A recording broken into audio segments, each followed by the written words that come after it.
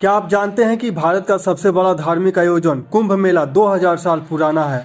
लेकिन क्या आपने सुना है कि इस मेले को सम्राट हर्षवर्धन ने हर 5 साल में अपनी सारी संपत्ति दान करने के लिए इस्तेमाल किया था। यह कहानी है भारत के एक महान राजा की, जिन्होंने अपने राज्य, धर्म और मानवता को एक साथ जोड़ा।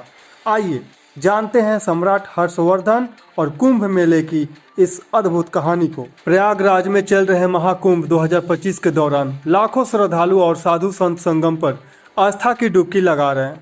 लेकिन क्या आप जानते हैं कि कुंभ मेले का पहला ऐतिहासिक वर्णन 6ठी शताब्दी में मिलता है, जब सम्राट हर्षवर्धन ने इसे भव्य रूप दिया था। सम्राट हर्षवर्धन, जिन्हें भारत का आखिरी महान सम्राट कहा जाता है, हर 5 साल में कुंभ मेले के दौरान अपनी पूरी संपत्ति दान कर देते थे। सम्राट हर्षवर्धन का जन्म 590 ईस्वी में हुआ था। 16 वर्ष की आयु में वह राजा बने और उत्तर भारत के अधिकांश हिस्सों पर शासन किया। उनकी राजधानी कनौज थी और वह धर्म, शिक्षा और कला के संरक्षक थे। कुंभ मेले का उल्लेख वेदों और पुराणों में मिलता है, लेकिन मेलों के रूप में इसका आयोजन हर्षवर्धन के समय से माना जाता है। हर्षवर्धन भगवान सूर्य, शिव और बुद्ध की उपासना के बाद अपनी पूरी संपत्ति दान कर देते थे। वे ब्राह्मणों, बौद्ध भिक्षुओं, गरीबों और आचार्यों को दान देते थे। कहा जाता है कि वे अपने राजसी वस्त्र भी दान कर देते थे। कुंभ मेला पापों से मुक्त और मोक्ष प्राप्ति का अवसर माना जाता है। हर्षवर्धन ने इसे धार्मिक और सामाजिक एकता का प्रतीक बनाया। कुंभ मेले का आयोजन उन स्थानों पर होता है जहां सागर मंथन के दौरान अमृत की बूंदें गिरी थी।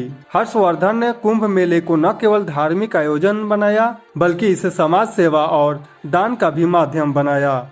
सम्राट हर्षवर्धन का मानना था कि राज्य की सारी संपत्ति लोगों की सेवा में होनी चाहिए।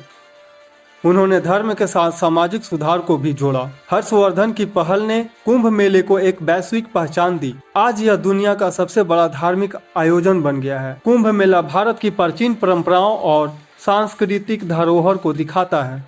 दुनिया भर के लोग इस मेले में भाग लेते हैं, जिससे भारत की सॉफ्ट पावर बढ़ती है।